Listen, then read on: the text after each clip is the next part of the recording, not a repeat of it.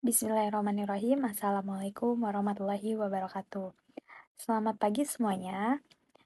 Selamat pagi Bapak Septian dan teman-teman semua. Perkenalkan saya Cinta Anggraini Sapira dari program studi PGSD Universitas Pelita Bangsa.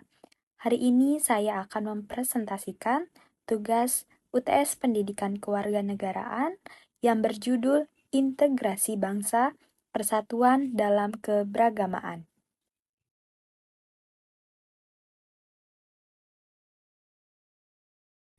Pertama-tama, mari kita pahami apa itu integrasi secara bahasa. Integrasi berasal dari kata integrer yang berarti menyatukan bagian-bagian menjadi satu kesatuan yang utuh. Jadi, integrasi nasional bukan hanya soal tinggal di wilayah yang sama, tapi bagaimana kita berada di suku agama atau budaya, ini bisa punya satu identitas yang sama, yaitu bangsa Indonesia. Landasan konstitusional. Mengapa integrasi ini wajib? Karena ini adalah amanah negara, dasar utamanya adalah Pancasila ketiga, Persatuan Indonesia, dan juga tertuang dalam pembukaan UUD 1945. Artinya menjaga persatuan bukan cukup pilihan, tapi kewajiban kita sebagai warga negara. Ikon toleransi. Contoh nyata. Contoh nyatanya seperti ada di samping. Salah satu contoh nyata integrasi di Indonesia adalah terowongan silaturahmi yang menghubungkan Masjid Istiqlal dan gereja katedral. Ini bukan sekedar bangunan, tapi simbol bahwa di Indonesia perbedaan agama bukan penghalang untuk saling terhubung dan bekerja sama. Manifestasi integrasi. Lalu bagaimana integrasi ini muncul dalam kehidupan sehari-hari? Kita bisa melihatnya dari budaya gotong royong, sikap toleransi saat hari raya agama lain, dan penggunaan bahasa Indonesia yang menyatukan kita semua saat berkomunikasi dengan teman-teman daerah yang berbeda.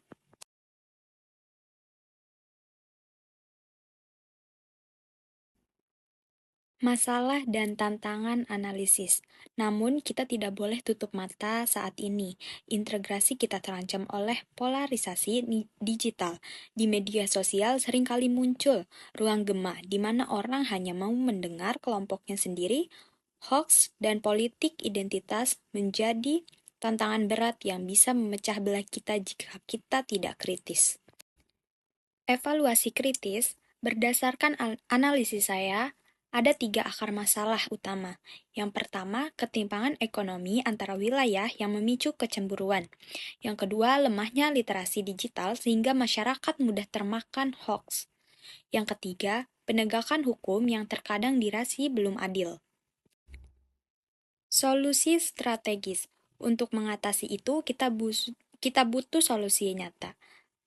Pemerataan pembangunan di daerah tertinggal, edukasi literasi digital agar masyarakat tidak mudah diadu domba, serta memperbanyak uang dialog antar budaya.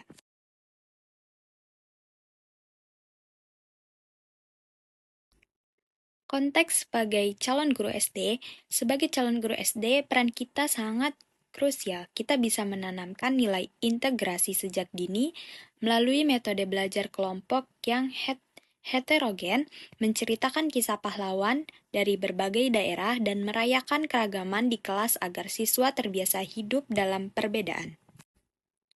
Sebagai penutup, ingatlah bahwa Bhinneka Tunggal Ika bukan sekedar slogan di kaki burung Garuda, melainkan nafas persatuan kita.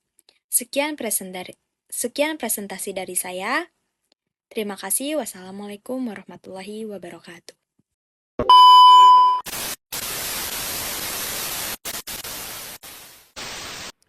Keberagaman adalah salah satu kekuatan terbesar Indonesia. Dengan berbagai agama, adat istiadat, dan tradisi, bangsa ini menunjukkan bahwa perbedaan dapat menjadi sumber harmoni. Konsep Bhinneka Tunggal Ika menjadi landasan dalam menjaga persatuan di tengah keberagaman. Di dunia yang beragam ini, perbedaan agama bukanlah penghalang untuk bersatu. Kita semua memiliki tujuan yang sama, hidup dalam kedamaian dan saling menghormati. Setiap agama mengajarkan nilai-nilai kebaikan, cinta, dan toleransi. Namun realitanya, beberapa di antara kita masih ada yang menolak atau mendiskriminasi orang berdasarkan keyakinan agama mereka, melakukan tindakan kekerasan atau ancaman terhadap individu, menyebarkan ujaran kebencian, melakukan perlakuan tidak adil terhadap seseorang berdasarkan agama mereka, seperti dalam pekerjaan atau pendidikan, menghalangi orang untuk melaksanakan ibadah ataupun praktik keagamaan mereka. Merasa bahwa keyakinan kita adalah yang paling benar, bahkan kita sering menyalahkan keyakinan orang lain, membuat kita yang harusnya bisa bersatu malah terpecah belah. Maka, di tengah hiruk-pikuk permasalahan radikalisme ini, muncul sebuah istilah yang disebut moderasi beragama. Apa itu moderasi beragama? Kata moderasi berasal dari bahasa Latin moderatio, yang berarti kesedangan, tidak kelebihan dan tidak kekurangan. Sedangkan menurut Kamus Bahasa Indonesia, berarti pengurangan kekerasan dan penghindaran keekstriman. Sedangkan dalam bahasa Arab, moderasi dikenal dengan kata wasat atau wasatiyah, yang memiliki padanan makna dengan kata tawasud, tengah-tengah, iktidal adil, dan tawazun berimbang. Dalam konteks ini, moderasi berarti memilih posisi jalan tengah di antara berbagai pilihan ekstrim. Di era digital ini, media sosial menjadi jembatan komunikasi yang menghubungkan kita. Media sosial bukan hanya platform untuk berbagi informasi, tetapi juga alat untuk membentuk opini publik. Setiap postingan, setiap komentar memiliki potensi untuk membangun atau merusak. Dalam konteks sosiologi komunikasi, kita memahami bahwa pesan yang moderat dapat menciptakan ruang dialog yang konstruktif. Mari kita gunakan media sosial untuk mengedukasi, bukan hanya untuk menginformasikan. Kita bisa memanfaatkan hashtag, kampanye, dan konten kreatif untuk menanamkan nilai-nilai toleransi dan pengertian. Ketika kita berbagi pesan moderasi, kita berkontribusi pada masyarakat yang lebih harmonis. Setiap dari kita memiliki peran.